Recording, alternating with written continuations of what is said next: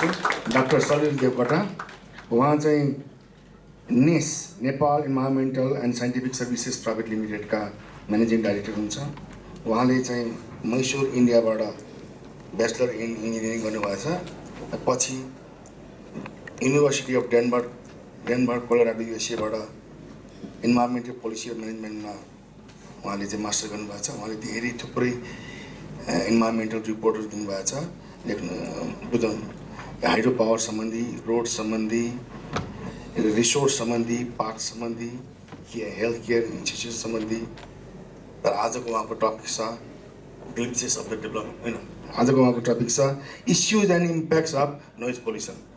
Please doctor Devkota. Thank you, good afternoon, it's my pleasure to be here. म यहाँलाई चाहिँ के दिन्छु भने अघि हाम्रो पौडेल सरले पनि भन्नुभयो अगाडिको प्रश्नले भने म यहाँलाई चाहिँ यो सुरुमा मेरो 5 मिनट चाहिँ I talk about paradigm shift.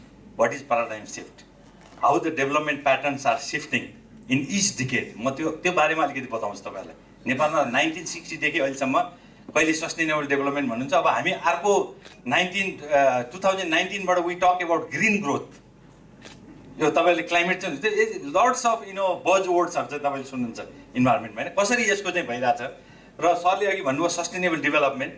Sustainable डेभलपमेन्टको चाहिँ दिगो विकास भनेको छ, तर हामीले कस्तो भने सुने मात्रै छौँ। तर वाट इज सस्टेनेबल डेभलपमेन्ट तपाईँले 1987मा मिलरको बुकमा तपाईँलाई पढायो, meeting the needs and wants of the present generation without compromising the needs and wants of the future generation. Does that mean sustainable development? How much water we are supposed to keep for the future generation? How much air for the future generation? Is that the correct definition? So I'm gonna spend 10 minutes on this paradigm shift and sustainable development. Then I'll switch gear to the chapter pollution. Then I'll deep dive into the noise pollution. Okay? The glimpse of paradigm shift. तपाईँ 1950s को तपाईँ हेऱ्यो भने चाहिँ हाम्रो कन्ट्रीकोमा तपाईँले हेऱ्यो भने हेर्नुहोस् डिकेडमा फिलोसफी ट्रान्सफर अफ क्यापिटल चाहिँ एउटा चाहिँ थियो। 1950 को विकासको अवधारणा हामीले हेर्नु चाहिँ तपाईँको चाहिँ पैसालाई तपाईँको चाहिँ विकसित देशबाट अविकसित देशहरूमा ल्याउने तपाईँको चाहिँ फ्लो अफ फन्ड एक्सन के थियो त पैसा आउँथ्यो। युएसएडले पैसा दियो, विश्व ब्याङ्कले पैसा दियो, अमेरिकाले पैसा दियो, रसियाले पैसा दियो भन्ने आउँथ्यो। 1950 को विकास चाहिँ पैसा दिने अनि देशले चाहिँ आफ्नो चाहिँ कता लाउनुपर्छ, के गर्नुपर्छ, flow of fund money from rich country to poor country.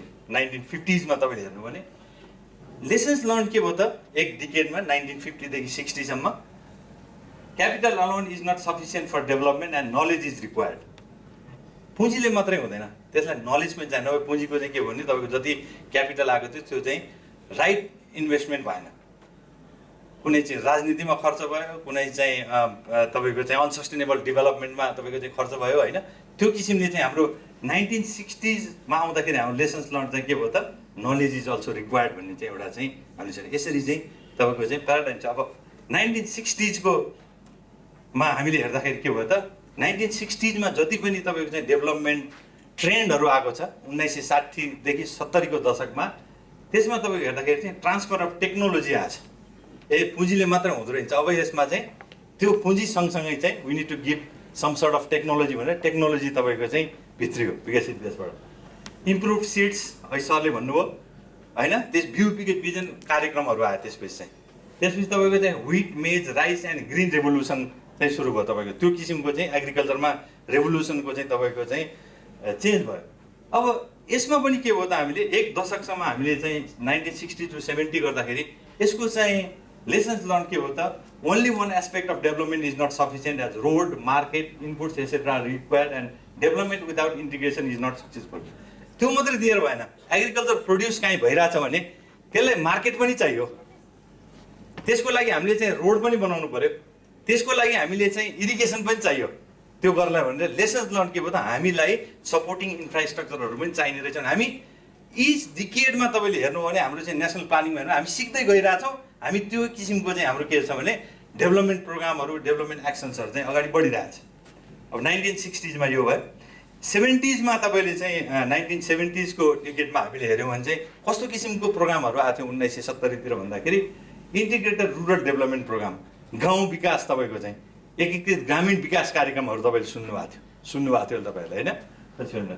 अब त्यसमा कस्तो किसिमको कुराहरू आयो, integrated program, agriculture, road, irrigation, education, health, service सेन्टरहरू बनाउने, लाइफ स्टकको एग्रिकल्चरको त्यस्तो किसिमहरूको कुरा चाहिँ आयो सर्भिस सेन्टर बनायो तर कस्तो हो भने टप डाउन तपाईँको चाहिँ त्यो एप्रोचबाट आयो तर त्यसमा चाहिँ के छ पार्टिसिपेटरी एप्रोच भन्ने चाहिँ थिएन राज्यले लहर राखिदियो आवश्यकता हो कि होइन विकास क्षेत्र भने लहर राखिदियो त्यो आवश्यकता लोकल निड हो कि होइन त्यहाँ चाहिँ गाउँको विकास गर्नु थियो कि मकैको विकास गर्नु थियो कि माथिबाट हेरेर लहर चाहिँ थुपारिदियो त्यो पछि त्यसलाई एसेस गर्दाखेरि के भयो भने त्यसको रिजल्ट चाहिँ तपाईँको चाहिँ यसमा चाहिँ के पाइयो भनेपछि प्रोग्राम त ठिकै हो तर यो चाहिँ this becomes more less participatory lace need based आवश्यकता नभएको र पिपुलले पार्टिसिपेट नगरिरहेको हो कि भन्ने किसिमको चाहिँ तपाईँको के भने यसमा चाहिँ यो किसिमको चाहिँ फाइन्डिङ्सहरू आयो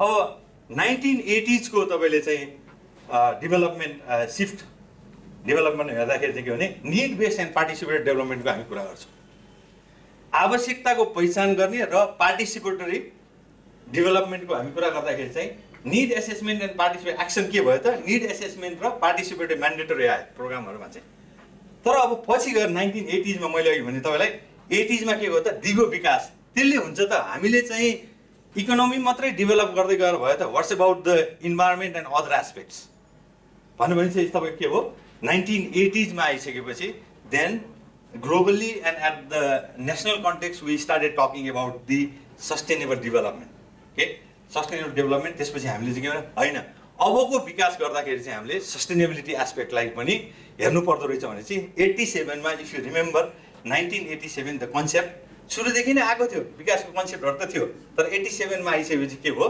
यसलाई चाहिँ दिगो विकासको जुन चाहिँ कन्सेप्ट छ त्यसलाई चाहिँ फ्रन्ट लाइनमा ल्याएर चाहिँ तपाईँको अगाडि यो कुराहरू चाहिँ सस्टेनेबिलिटी इस्युहरू चाहिँ आउन थाल्यो अब त्यस किसिमले 1990s देखि 2000 सम्मको डेभलपमेन्ट तपाईँले हेर्नुभयो भने प्याराडाइम सस्टेनेबल डेभलपमेन्टको कुरा आयो र judicious use of natural resources without deteriorating its regeneration capacity हामीले चाहिँ इकोनोमी इन्भाइरोमेन्ट र सोसाइटीको चाहिँ ब्यालेन्सको इजनले कुरा गर्नुभयो त्यो 1990s मा आएपछि के भयो त्यसको चाहिँ त्यो किसिमको चाहिँ एउटा चाहिँ प्याराडाइम सिफ्ट भयो तर पछि गएर त्यसलाई पनि एसेस गर्दाखेरि 1990 टु 2000 मा आएर हेर्दाखेरि के भयो development program without any goal नै रहन्छ हामी त दिगो विकासको मात्रै कुरा गरिरहेका छौँ अब त दिगो लक्ष्य प्राप्ति गोल के हो त 15 वर्षमा हामी कहाँ जाने 20 वर्षमा कहाँ जाने भने गोल नै हामी कुरा गरिरहेका छौँ let's talk about setting of the goals So when we talk about environment, when we talk about development, there are always flaws, gaps.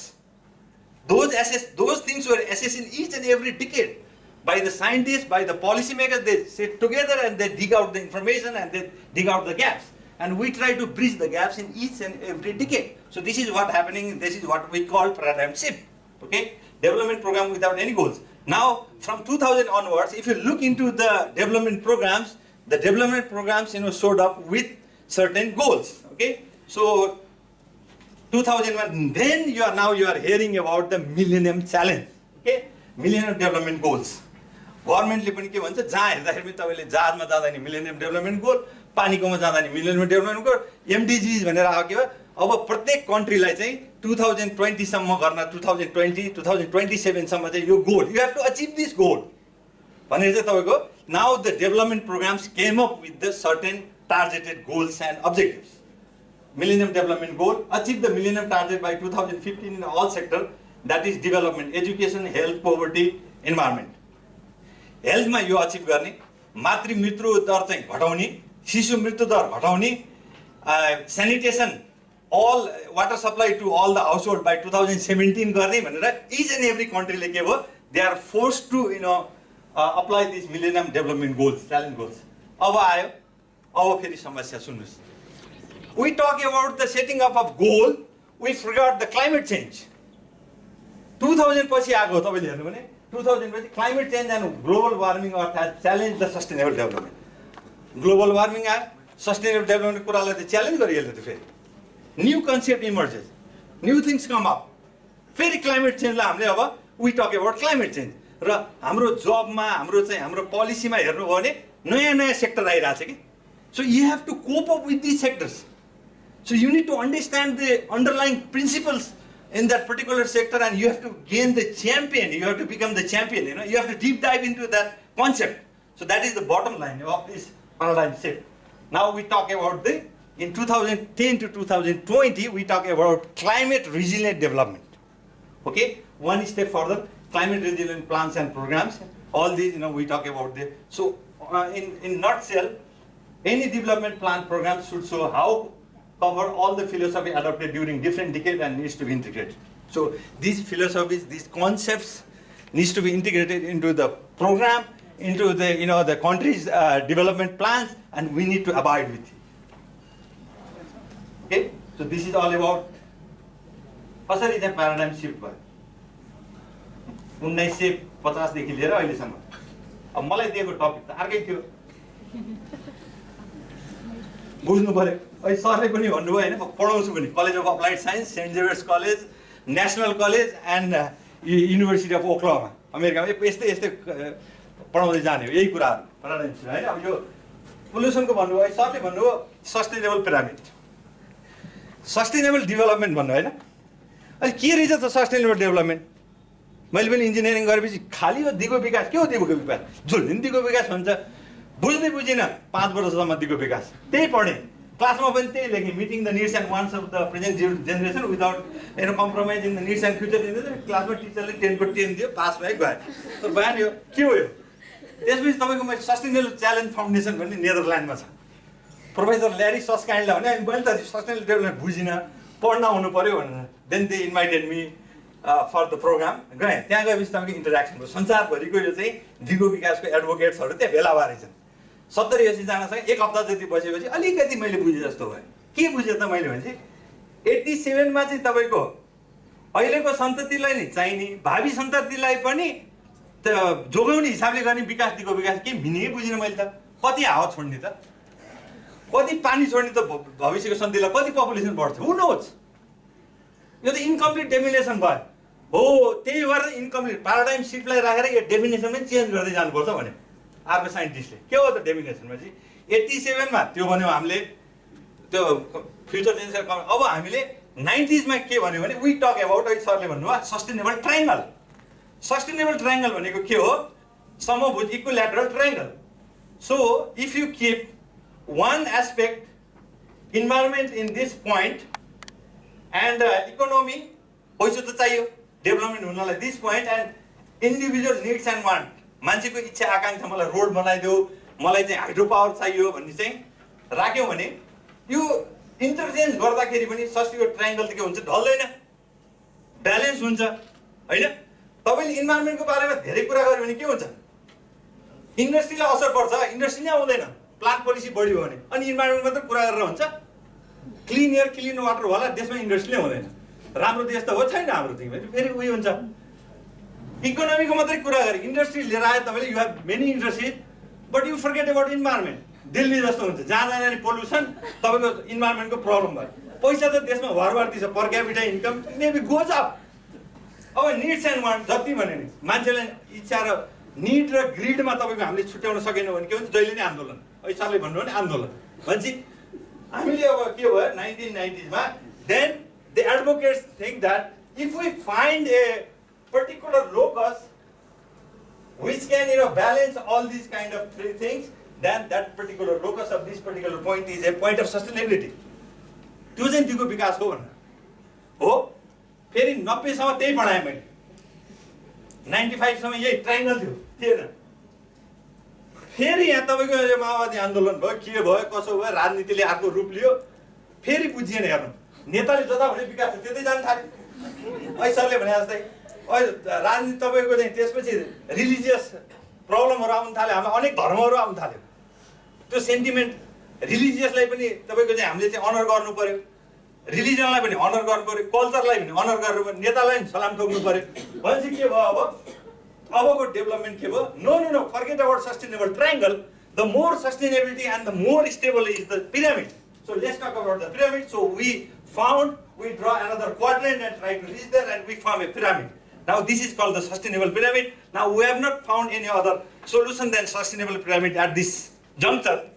अहिलेसम्म त हामी सस्टेनेबल पिरामिड अर्को दिन अर्को आउन सक्छ, तर अहिलेसम्म के बुझ्नु छ भने अब यो चाहिँ यो इन्भाइरोमेन्ट, इकोनोमी र निड एन्ड वान्ट पनि चाहियो, सोसाइटी, कल्चर र पोलिटिक्सलाई पनि लिएर छलफल गरेर बोलाएर टेबल टक गरेर गऱ्यो भने चाहिँ त्यो विकास चाहिँ दिगो हुन्छ र त्यसले अगाडि जान सक्छ कि भने this is the concept of sustainable. Any question? अब आयो पोल्युसन.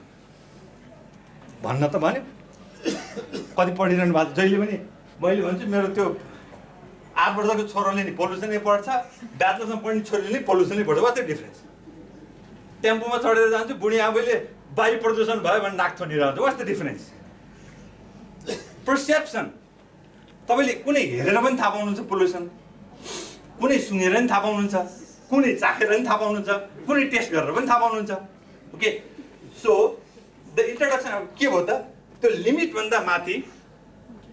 लिमिटभन्दा माथि तपाईँको चाहिँ कुनै we set threshold and if it changes physical chemical characteristics or some health impact, then we try to term that particular condition as pollution. And the causes for pollution are pollutants. If you introduce pollutants, that causes pollution. And in the context of noise pollution, this is the CNN definition, forget it. So what are the reasons behind pollution? पहिला त थिएन pollution.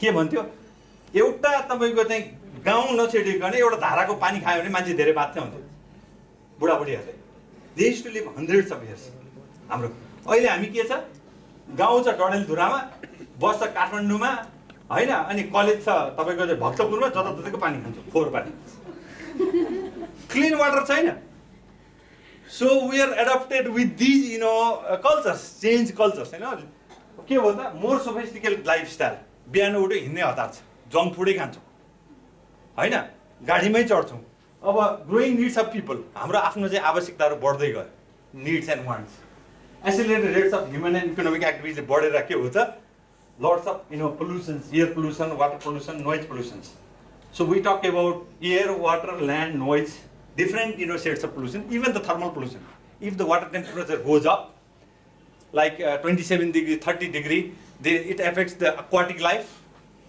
the water doesn't become good for certain usage that is also kind of pollution now my concentration today is for today's presentation is noise pollution noise what is noise noise is basically subjective evaluation I am delivering a lecture here I am the source of noise pollution you are the receiver and the transmission part is the ear okay so the best way to control the noise pollution is control at the source मैले बन्द गरेपछि noise नै हुँदैन नि as you try to control further into the receiver it creates problem it takes hell lot of money and it's challenging also transmission पाथमा गर्दा barrier राख्नु पर्यो तपाईको नोइजमा गर्दा इयर प्लग राख्नु पर्यो यो हो नि त फिलोसफी त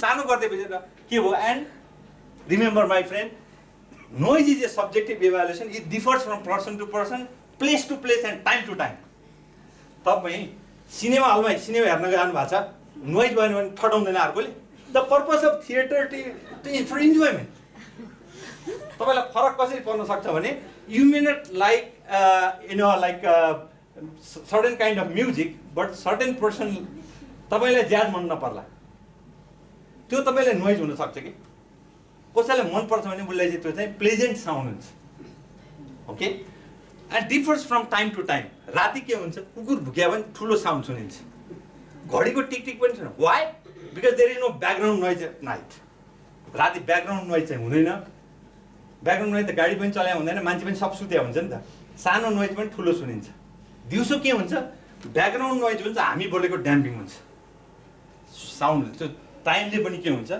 त्यसले चाहिँ तपाईको चाहिँ फरक पर्छ र यो किसिमको कुराहरू चाहिँ this is about noise so this guy is travelling that's is जब इन्जोय अब कतिवटा राखेर तपाईँलाई नोइज होला पछि पार्ट उसलाई गर्नु छ जो प्रचार गर्नु छ हि फिल्स कम्फर्टेबल म एउटा ठाउँमा गएँ तपाईँको चाहिँ नोइजको कुरा गरिरहेको थिएँ हेर्नु सर नोइज भने यस्तो हुन्छ भनेर गाउँमा त्यो पनि तपाईँले कहाँ भन्ने भने विचार गर्नुपर्छ I was trying to pursue I try to convince the community that this particular noise is due to the background. There is no background noise at night, so you hear loud sound noise. So उसले के भन्यो भने अनि ट्रेनमा जाँदा पनि noise त धेरै हुन्छ तपाईले सुत्नु छ नि भने यस्तो मलाई एक्जाम्पल नदिनुस् भन्छ के कम्युनिटीमा जाँदाखेरि बुझ्नु भएन अब यो हामीले actually this is the fact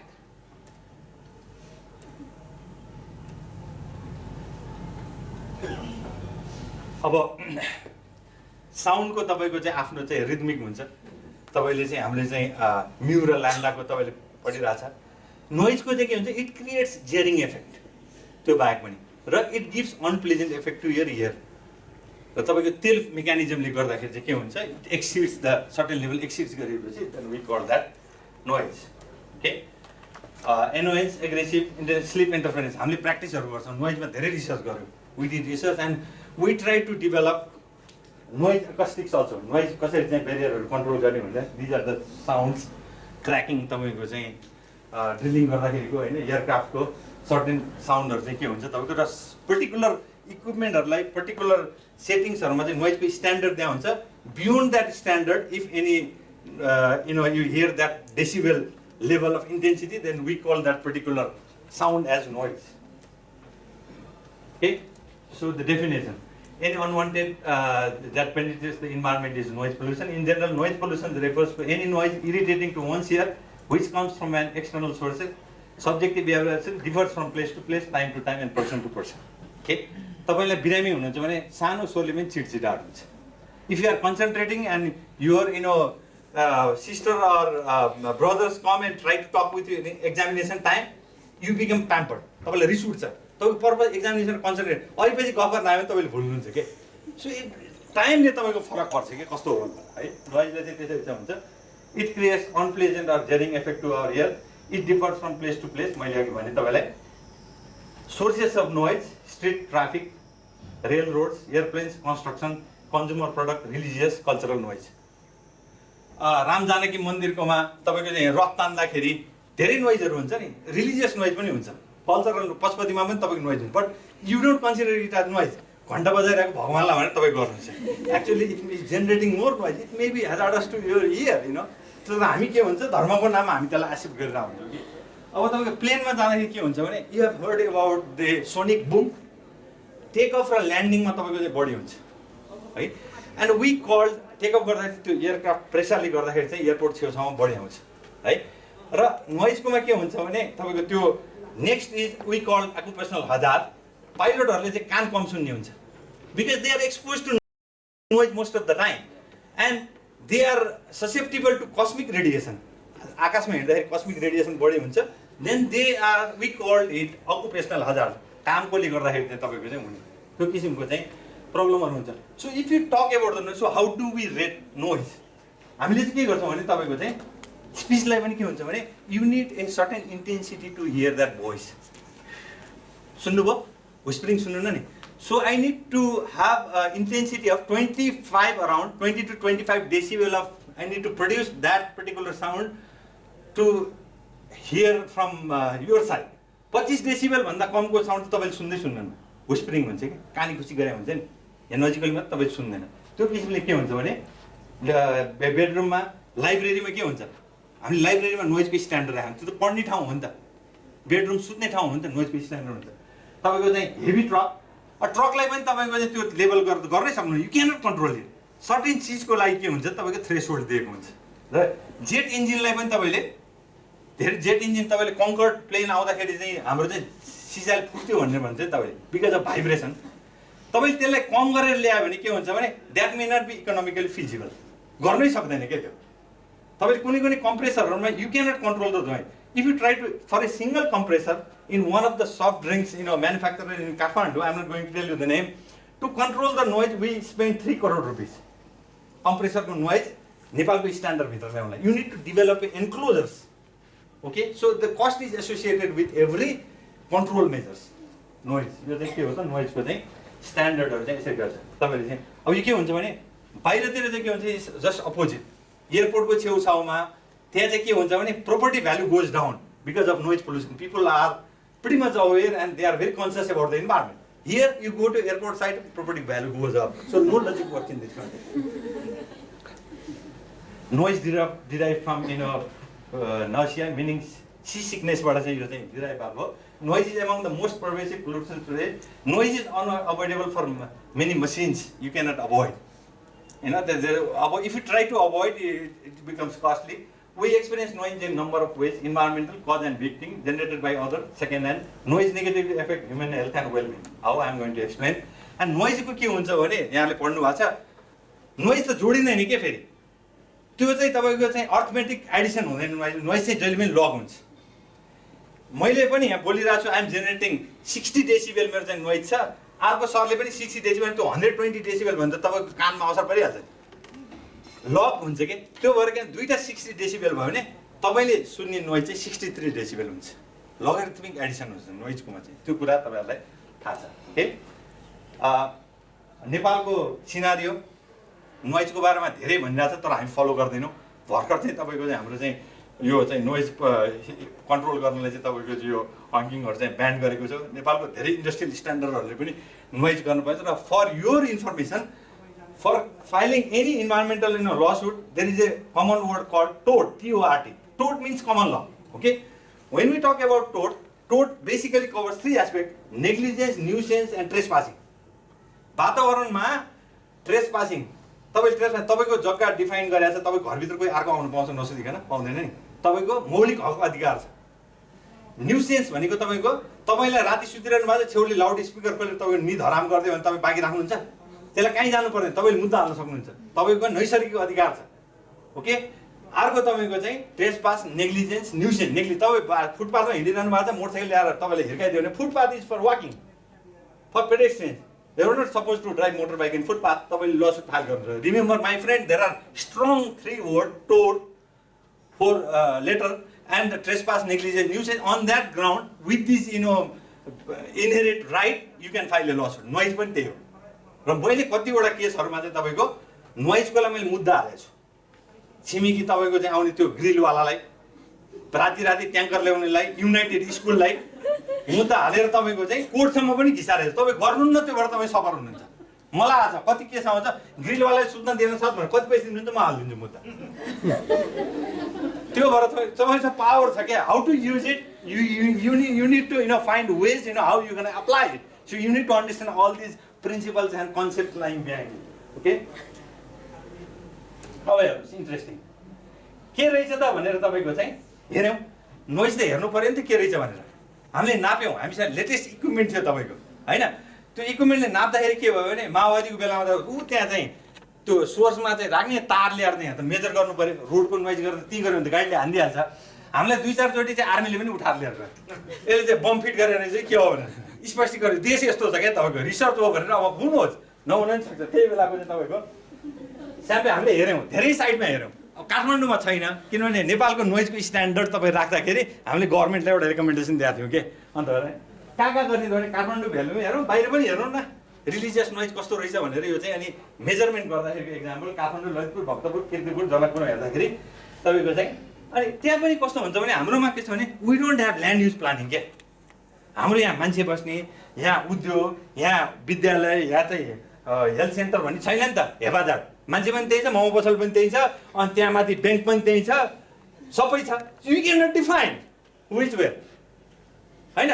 त्यो ब्युटी पार्लर पनि त्यही छ, तल ग्रिल पसल पनि त्यही, कम्प्लेक्स मिक्स। नेपालमा चाहिँ थ्योरी लाग्दैन क्या अन्तको।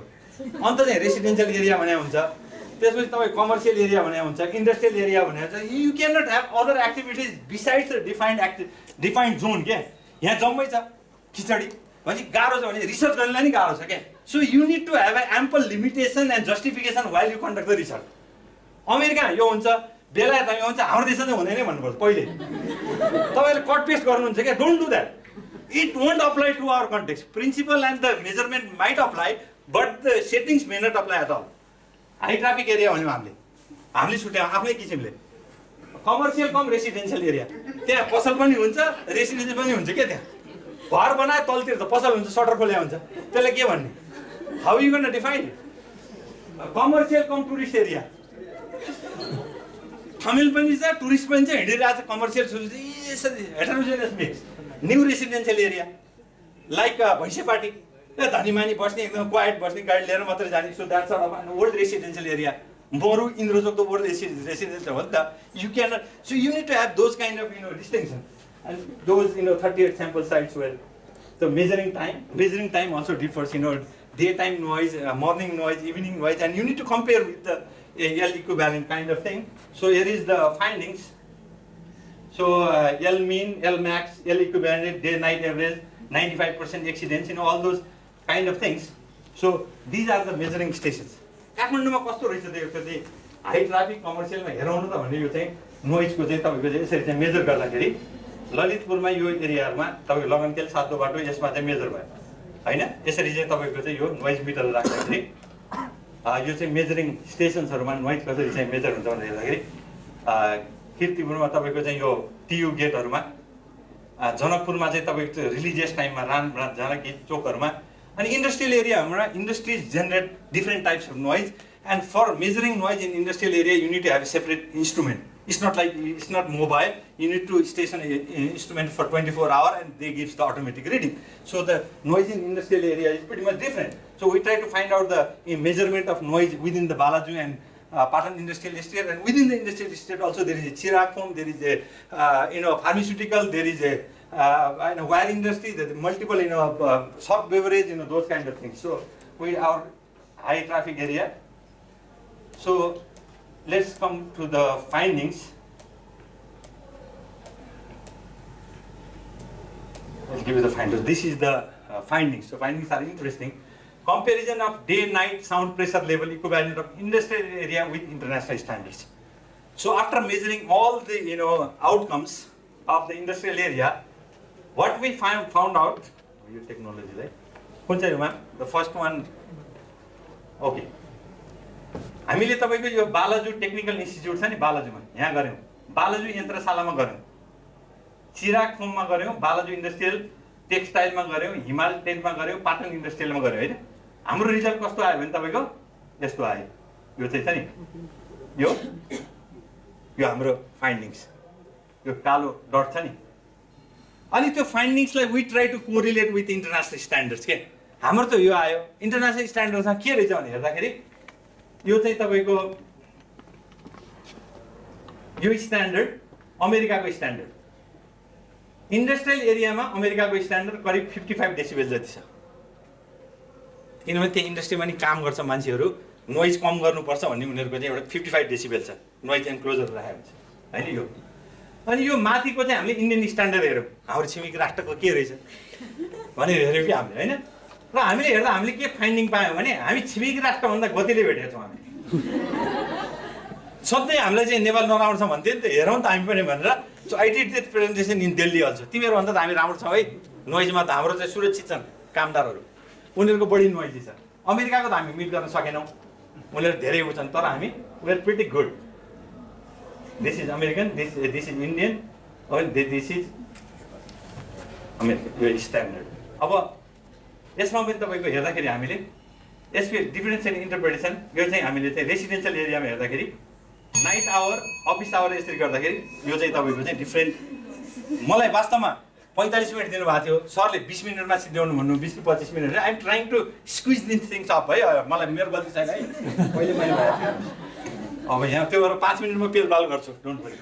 त्यो तपाईँको Nepali situation day night sir 5 minute है पाउँछु, हस् थ्याङ्क यू। यो चाहिँ तपाईँको यो नेपाली सिचुएसन डे नाइट चाहिँ नेपालमा हाम्रो चाहिँ यो यसरी आयो भने अमेरिकाको स्ट्यान्डर्ड चाहिँ हेभी ट्राफिक गोल्डन स्ट्यान्डर्डमै हेर्छ, हामी माथि नै छौँ अमेरिकन स्ट्यान्डर्ड भन्दा हैन। यो चाहिँ हेल्थ एस्पेक्टबाट गए हुन्छ।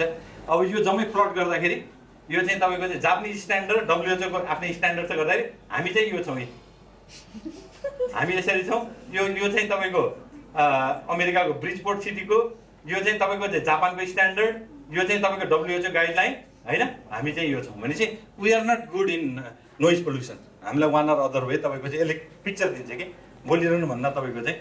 त्यो भएर हामी चाहिँ अब the highest SPL was observe in Surya Binayak of Bhaktapur 93 decibel during office hour. The highest sound pressure level was observe in Kupondole of Lalitpur.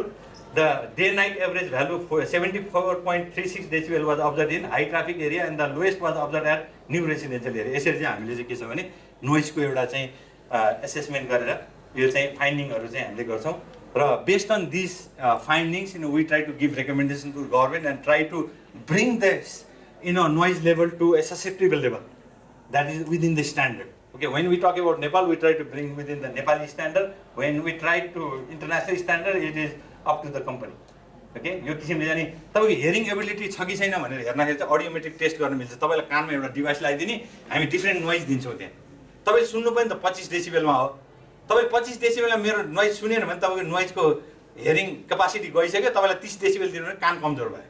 त्यो किसिमको टेस्टहरूले हामीले चाहिँ के छ हेरिङ एबिलिटी टेस्टहरू पनि गर्न मिल्छ। ओके, हेरिङ एबिलिटी सुनेपछि हात उठाउने के तपाईँलाई कान बनाइदिन्छ त्यो किसिमले चाहिँ हामी यताबाट नोइज चाहिँ दिँदै जान्छौँ त्यो किसिमको टेस्टहरू हुन्छ अब मैले लेजिस्लेटिभ अप्सन अवेरनेसहरूमा अब अवेरनेस गर्नु पऱ्यो लेजिस्लेसन इम्प्लिमेन्ट हुनु पऱ्यो कि यहाँ भन्छ कागजमा इम्प्लिमेन्ट हुँदैन त्यो कुराहरू अब धेरै छ है अब यो त खुइँ जाने मात्रै हो तपाईँको चाहिँ क्लासिफिकेसन यो चाहिँ र बेसिकली चाहिँ के हुन्छ भने यसको चाहिँ हाम्रो नोइजको चाहिँ एकदम सेन्सिटिभ हुन्छ भित्र कोक्लिया भन्ने हुन्छ तपाईँको चाहिँ इनर इयर मिडल इयर र आउटर इयर भन्ने हुन्छ बडी नोइज भने चाहिँ त्यसैमा ड्यामेज हुन्छ र त्यसले चाहिँ तपाईँको न्युरो सेन्सिटिभहरू हुन्छ सुन्ने त्यो गर्ने चाहिँ के हुन्छ भने यसको अडिटोरी र इफेक्टहरूबाट चाहिँ हुन्छ होइन र कन्ट्रोल ट्रान्समिसन पाथ मैले भने कन्ट्रोल गर्नलाई चाहिँ सोर्समा सबभन्दा राम्रो ट्रान्समिसन पाथमा र रिसिभरमा अर्को चाहिँ त्यो मेकानिजम हामीले चाहिँ फलो गर्नुपर्छ नोइज एन्क्लोजरको चाहिँ कुराहरू हुन्छ यस्तो किसिमको नोइज एन्क्लोजरहरू हुन्छ यो चाहिँ तपाईँको चाहिँ यो मैले अस्ट्रेलियाको इक्जाम्पल हाइवेको नोइज बाहिर नजाओस् भनेर हाइवेमा नै त्यहाँ नोइज अब हाम्रो त बाटै बनाएर चाहिँ नोइज कन्ट्रोल त पुरै छोडिन्छ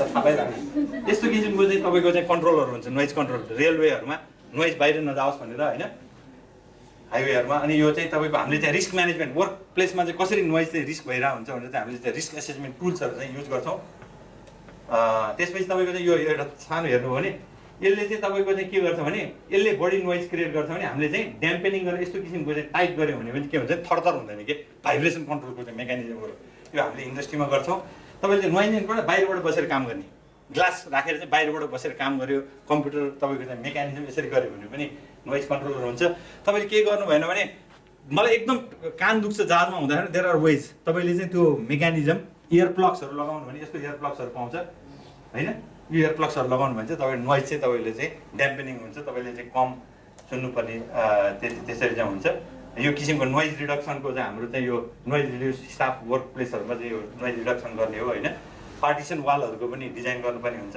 एन्क्लोजरहरू पनि यसरी चाहिँ गर्नुपर्ने है त मसँग धेरै थियो अब मैले तपाईँलाई पस्किन सकिनँ सरी पर्दा केही क्वेसन छ भने चाहिँ धन्यवाद डाक्टर देवकोटाजी अब म फ्लोरलाई के प्रश्न छ भने राखिदिनु अनुरोध गर्दछु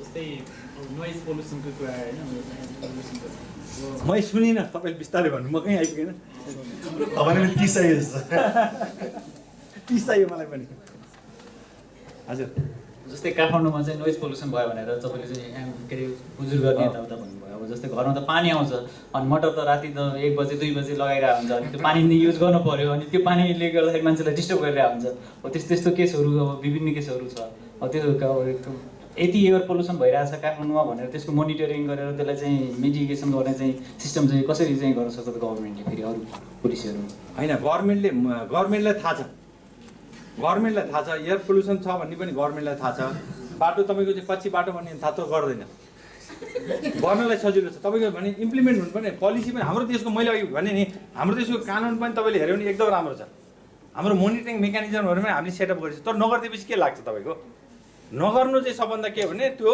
सबभन्दा नकचरो चाहिँ त्यो थाहा पाएर पनि नगर्नु चाहिँ गभर्मेन्टले गरिरहेको छ देयर आर वेज हामीलाई भन्यो भने हामी कन्ट्रोल गर्छौँ कि there are engineering ways there are administrative ways होइन त्यो नगरेको चाहिँ हो हामीले मेजर पनि गर्छ हाम्रो काम त के साइन्टिस्टको तपाईँले मेजर गर्ने हो पुलिसको काम तपाईँले गर्न सक्नुहुन्न नि भनेपछि तपाईँले मेजर गर्न सक्नुहुन्छ तपाईँले साइन्टिफिकली प्रुभ गर्नुहुन्छ तपाईँले रेकमेन्डेसन दिन सक्नुहुन्छ who implements it is the government responsibility the local government responsibility that is what not happening in this country त्यसमा हामीले के गर्न सक्छौँ अब यसलाई त एडभोकेसी गर्ने एउटा चाहिँ तपाईँको चाहिँ होइन स्ट्रङ ग्रुप बनाउनु र हाम्रो देशमा चाहिँ अरूमा जम्मै चाहिँ एडभोकेसी ग्रुप छ इन्भाइरोमेन्टकोमा चाहिँ छैन हामीले चाहिँ स्वच्छ जल हाम्रो चाहिँ तपाईँको चाहिँ हावा तपाईँ चाहिँ यो पाउनु पऱ्यो भने हामी कतिजना चाहिँ इन्भाइरोमेन्टलिस्टहरू हामी ब्याचलर मास्टर्स नै तपाईँको चाहिँ 3-4 चाहिँ हामी निकाल्छौँ अरू कुरा छोड्नुहोस् न हामी कहिले सडकमा चाहिँ हामीलाई चाहिँ पानी देऊ यो चाहिँ गरौँ भनेर हामी कहिले गएको छैन हामीलाई किनभने हामीलाई आफ्नो निड्स र वान्ट्स फुलफिल गर्दै फुर्सद छैन क्या कोही कहीँ जब गर्नु पऱ्यो कोही पढ गर्नु पऱ्यो त्योबाट चाहिँ एउटा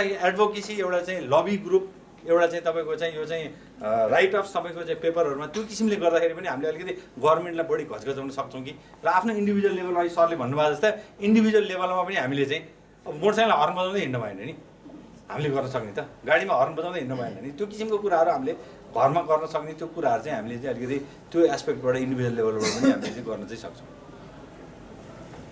हजुर हजुरले जसरी एरिया छुट्याउनु भयो नि रेजिडेन्सियल कम टुरिस्ट एरिया कमर्सियल कम रेजिडेन्सियल एरिया त्यसरी नै रिकमेन्डेसन अप्सन दिँदा चाहिँ के रिकमेन्ड गर्नु कस्तो इन्ट्रेस्ट लाग्यो एउटा फर्स्ट त के भने नेपालमा ल्यान्ड युज हुनुपर्छ भनेर हामीले चाहिँ एउटा चाहिँ दिएको। अब सबभन्दा प्रब्लम के छ भने यो घरमा कतिजना मान्छे बस्छ भन्ने नै थाहा छैन कि रेकर्ड हामीलाई।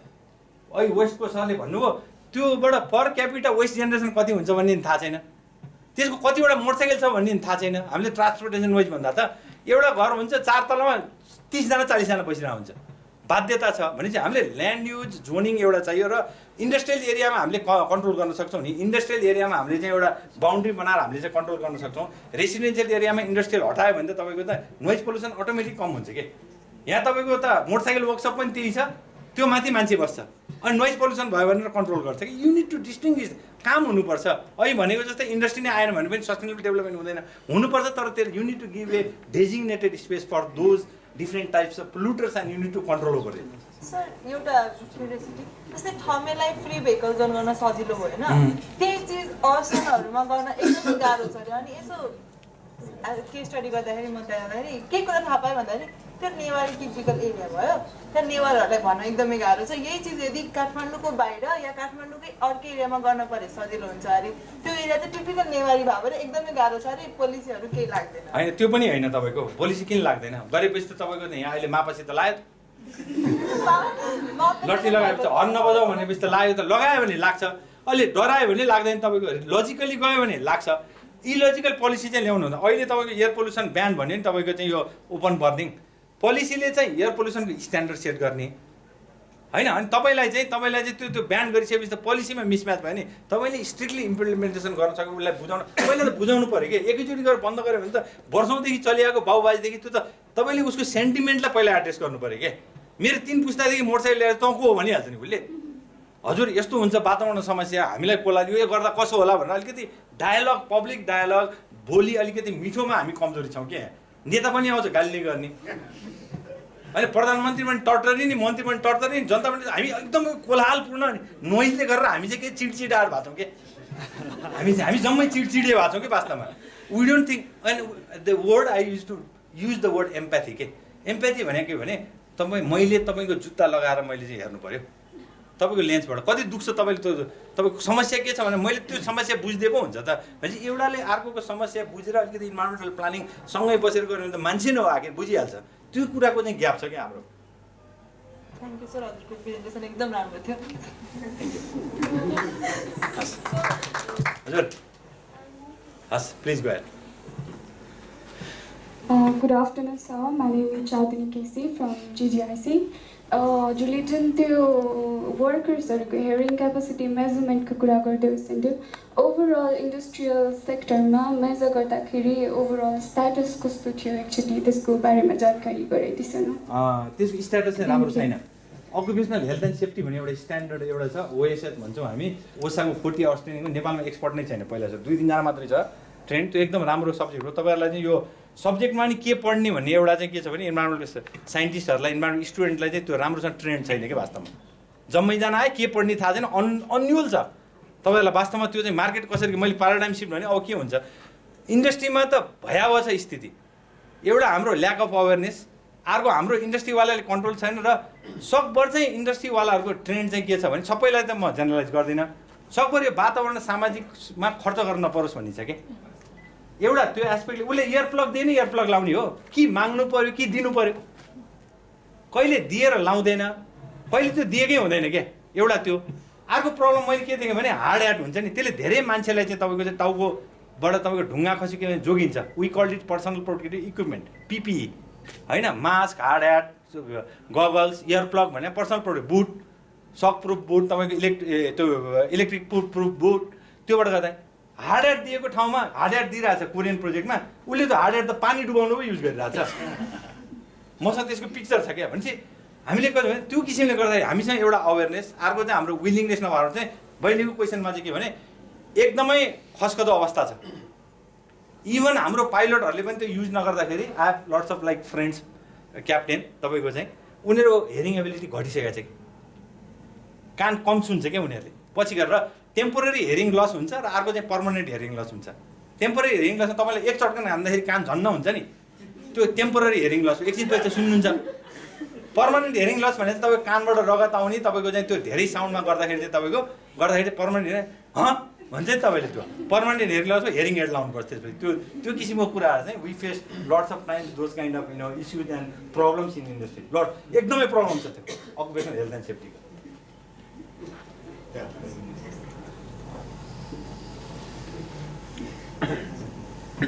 एउटा टिप्स तपाईँलाई हेल्थ एन्ड सेफ्टीमा छ, यो सेफ्टीको तपाईँ भर्याङमा रेलिङ राखे हुन्छ नि, त्यो के रमाइलोलाई राखे हो त्यो काठको रेलिङ, त्यो समातेर जानलाई राखे हो। तपाईँ मोबाइल चलाउँदै हिँड्नुहुन्छ, त्यो राइट र ट्रेडको चाहिँ ब्यालेन्स मिलायो भने तपाईँ कुन चाहिँ टेन्सनमा हुनुहुन्छ तपाईँ खुरमुर हिँड्नुहुन्छ। धेरै मान्छेहरूको एक्सिडेन्ट चाहिँ बाथरुममा नुहाउँदाखेरि र भर्याङमा हुन्छ, तपाईँलाई थाहा छ त्यो कुरा। बाथरुममा कहिले पनि लक गरेर बस्नु हुँदैन, फ्यामिलीमा तपाईँ बस्दाखेरि भन्नुहोस् बाथरुम गएको छ भने बाहिरबाट राख्नु। धेरै मान्छे एक्सिडेन्ट हुँदा तपाईँको चाहिँ भित्र बेहोस हुँदाखेरि बाथरुममा टाइममा हस्पिटल रेस्क्यु गर्न नसकेर भएको छ। यो कुराहरू take home message for you. भर्याङमा रेलिङ समातेर जानुहोस्, तर रेलिङ समातेर गएपछि हात चाहिँ धुनुहोस्। त्यहाँ सबभन्दा बढी ब्याक्टेरिया चाहिँ त्यहाँ हुन्छ, सबैले हामीले गरेर हुन्छ नि, र सबभन्दा बढी ब्याक्टेरिया नोट्समा पनि हुन्छ, पैसामा सबैले युज गर्छ, थुक लगाएर गर्छ नि।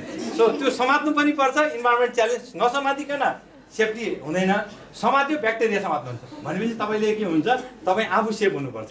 So hand washing those kind of things. Okay, thank you very much. धन्यवाद देवकोटाजी। आज हामीले 3वटा पेपर प्रस्तुत भएको हामी सुन्यौँ। हुन त यो वाटर हल हो, तर वाटर सम्बन्धी त एउटा पनि आएन। एउटा नोइज, एउटा चाहिँ प्राइभेट फरेस्ट्री, एउटा चाहिँ टोको, र तिनैजना प्रस्तुतले धेरै राम्रो प्रस्तुत गरेर देखाउनुभयो। अब म यो ढिलो भइसकेकोले धेरै कुरा गर्दैन, म यो यहीँ क्लोज भएको जानकारी गराउँदैछु। म वृन्दा देवानजीलाई यो माइक दिन्छु। Thank you, sir. Just quick housekeeping information हजुरहरूलाई.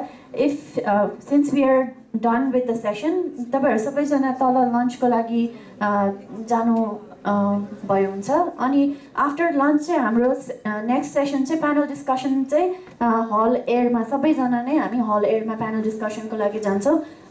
2:30 मा हामी हजुर त्यहाँ जान्छौँ। बिफोर ब्रेकिङ फर लन्च हाम्रो सरले पढेल सरले तपाईहरुलाई स्मल इन्फर्मेसन दिन खोज्नु भएको छ। हस्, धन्यवाद। अब भोलि क्लोजिङसम्ममा हुन्छ कि हुन्न होइन, चटवर्तमा आउँछु। एउटा त अब यो हाम्रो अध्ययन गर्ने अनुसन्धान गर्ने यो प्रोफेसनलमा जान्छ, अर्को चाहिँ त्यो कुनै न कुनै एउटा सोसाइटीसँग चाहिँ तपाईँ एउटा केही न केही लिङ्क चाहिँ नभयो भने यो कुराहरू व्यवहारिक कुरा थाहा पनि हुँदैन।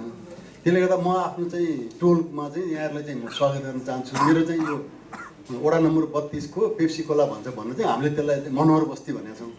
त्यहाँ चाहिँ हामीले एउटा मैले भोलिन्टियरहरू खोजिरहेको छु। म इन्भाइरोमेन्ट क्लिन एन्ड ग्रिन इन्भाइरोमेन्टको लागि भोलिन्टियर खोजेको छु। इमेल मेरो एड्रेस त्यही उसमा छ, त्यो फ्लायरमा छ। त्यहाँबाट तपाईँ इमेल गर्नुभयो भने म तपाईँहरूलाई चाहिँ अध्ययन अनुसन्धानलाई त्यहाँ के कसरी गरिरहेको छौँ, त्यहाँ हाम्रो गार्डन छ, त्यो मेरो अहिलेको युट्युबमा चाहिँ कृष्ण कणेल भनेको एउटा अस्ति लगाएको थिएँ मैले। कृष्ण कणेललाई लगाएर पुरै गाउँ चाहिँ नाचेर घुम्नुपर्ने स्थिति आयो कि त्यो, कोही पनि सफा नगर्ने। अनि कृष्ण कणेललाई लिएर गएँ, त्यो जेरी भन्ने एउटा गीत गाउने रहेछ। अनि दुईजनालाई लिएर गएर घरमा गएर त्यो युट्युबमा हालेर विश्वव्यापी बनाएपछि बल्ल सफा गर्न थाल्ने कि त्यहाँ। त्यसले गर्दाखेरि त्यो युट्युब पनि हेर्नु होला। त्यो मेरो इमेल त्यसमा छ, त्यो इमेलबाट कम्युनिकेसन भयो भने म चाहिँ त्यहाँ तपाईँहरूलाई चाहिँ कुनै दिन घुमाउने र त्यहाँ हाम्रो समाजलाई कसरी यो वातावरण व्यवस्थापन ग्रिन मेन्टेन गर्ने, त्यो अलिकति प्लानिङ एरिया चाहिँ प्लानिङ हो। प्लान चाहिँ भयो तर अनप्लान किसिमको चाहिँ सोचाइहरू डेभलप भइरहेको थियो। धन्यवाद।